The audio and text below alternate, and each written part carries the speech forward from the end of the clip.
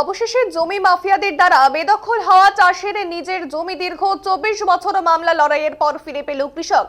ইংরেজবাজার ব্লকের কোতোয়ালি গ্রাম পঞ্চায়েতের সুলতানপুর এলাকার ঘটনা। জানা যায় ভীম মণ্ডল 1996 সালে জমিটি ক্রয় করেন। তারপর থেকে চাষাবাদ নিয়মিত করছিল জমিতে। হঠাৎ কিছু জমি মাফিয়া তাদের বলে দাবি করে, আর তারপর থেকে মামলা শুরু হয়। অবশেষে ভীম মণ্ডল 2021 সালে মারা যাওয়ার পর পরিবারের লোকজন জমিতে যাতায়াত করতে না পারায় সেই সুযোগ নিয়ে মন্দিরের নাম ভাঙিয়ে সুনীল রায়, বিজয় রাউত, সনাতন গোস্বামী, বাটুল রাউত, অমিত রাউত সহ বেশ কিছু জমি মাফিয়া তাদের জমি দখল করে নেয় এবং তার প্রতিবাদ করলে তাদের উপর চড়াও হয়ে প্রাণনাশের হুমকি দেয় বলে অভিযোগ। অবশেষে পৈতৃক ও স্বামীর জমি ফিরে পেতে প্রয়াত ভীম মণ্ডলের ছেলে সমীর মণ্ডল ও তার স্ত্রী পুষ্প মণ্ডল সিভিল কোর্ট, জজ কোর্ট ও হাইকোর্টে আদালতে মামলা করে। আদালত দুই পক্ষের সমস্ত নথিপত্র যাচাই করে অবশেষে প্রয়াত ভীম মণ্ডলের পরিবারের পক্ষে রায় দেয় এবং দ্রুত তার নিজের জমি চাষে অর্থাৎ সেই চাষের জমি ঘিরে নেওয়ার অনুমতি দেয় বলে জানান পরিবারের লোকজন। আদালতের রায় দীর্ঘ কয়েক বছর পর জমি ফিরে খুশি তারা, অর্থাৎ ফিরে পেয়ে তারা যথেষ্টই খুশি এবং সেই মতো রবিবার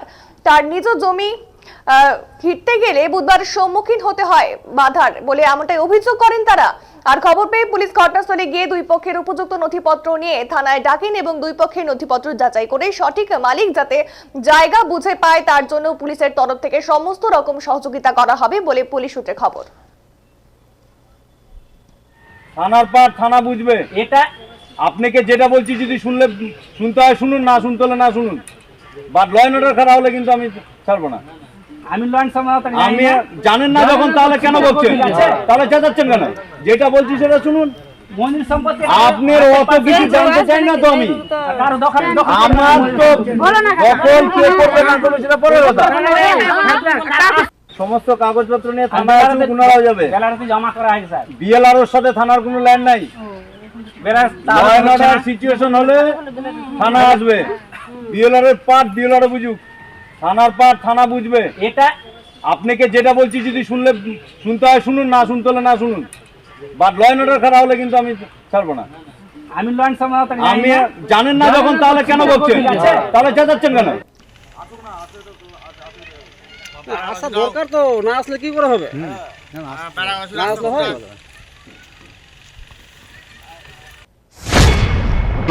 এই জায়গাতে আমাদের দীর্ঘদিন ধরে কেস চলছিল, প্রায় 2000 থেকে। সিভিল কোর্ট, জজ কোর্ট, ডিএলআরও, হাইকোর্ট, ইলেকট্রিক সব কিছুর আমরা যেটা রায় পেয়েছি।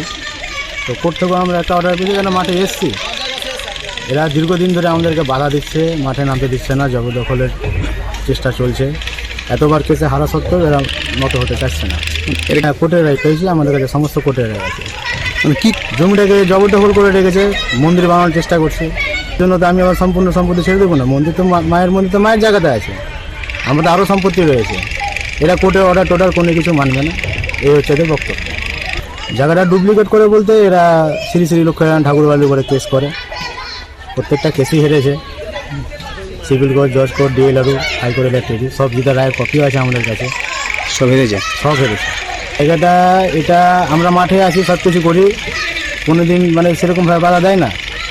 হঠাৎ বিগত যখন আর ইলেকট্রিক হেরে গেল তখন থেকে বলছে আমরা কোনো কিছু মানবো না, জমি আমাদের।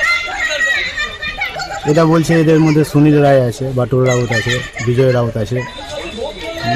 কতজনের বিরুদ্ধে কেস চলছিল? এখানে যতজন বাড়ি করা আছে আমার বাবা এদেরকে 1 বিঘা বিক্রি করেছে, ওরাও এর সাথে কেসে জড়িত।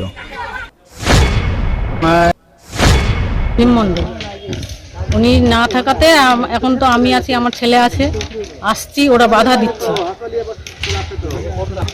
এই যে সব বিজয়, তারপরে কি ঠাকুর নারায়ণ বলছে, হ্যাঁ মন্দিরের নাম করে দখল করছে। এখন আমরা কোর্টের সব অর্ডার পেয়েছি, কেসে লড়ে আমাদের তো এখন নিতেই হবে, আমরা তো আর ছাড়বো না। তাহলে এরকম সবাই ছেড়ে দিবে? আমার এখন আছে মানে 2 বিঘা 40 কাঠা। হ্যাঁ আমরা করতে আসতাম, তখন কিছু বলেনি। তারপরে যখন কোর্ট কিছু মানছে না তখন বাধা দিচ্ছে। এটা আমরা কোর্ট মানি না, থানা মানি না, কিছুই মানি না। আমরা দখল করেছি আমাদের মানে 2000 থেকে। হ্যাঁ জিতেছি, খুব ভালো লাগছে। হ্যাঁ জমিটা ফিরিয়ে পেয়ে আমরা খুব ভালো লাগছে।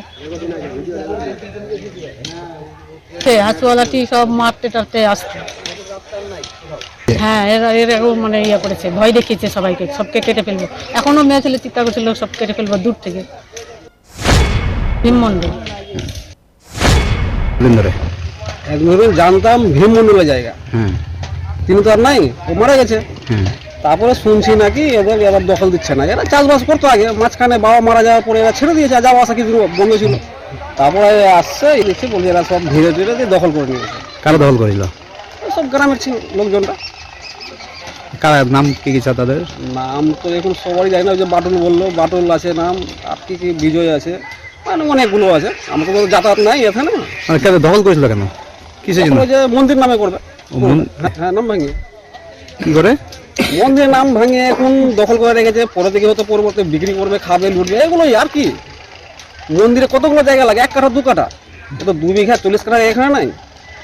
সেটা যদি ও বলতো আপোষ, তো যেটা বলছে এরকম এরকম তো এসছি, দেখি লোকজন আসতো, দেখলাম, আমিও এসেছি। মানে এই এলাকায় বাড়ি আপনার? হ্যাঁ এলাকায় বাড়ি। মানে এরা কি কোর্টে রায় পেয়েছে? হ্যাঁ এরা রায় পেয়েছে। কতদিন ধরে লড়ছিল? এরা মিনিমাম 20-25 বছর ধরে নড়ছে। অবশ্যই রায় পেয়েছে। হ্যাঁ হ্যাঁ।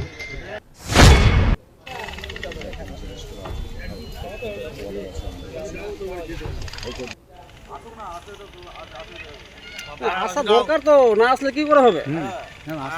না আসলে হয়?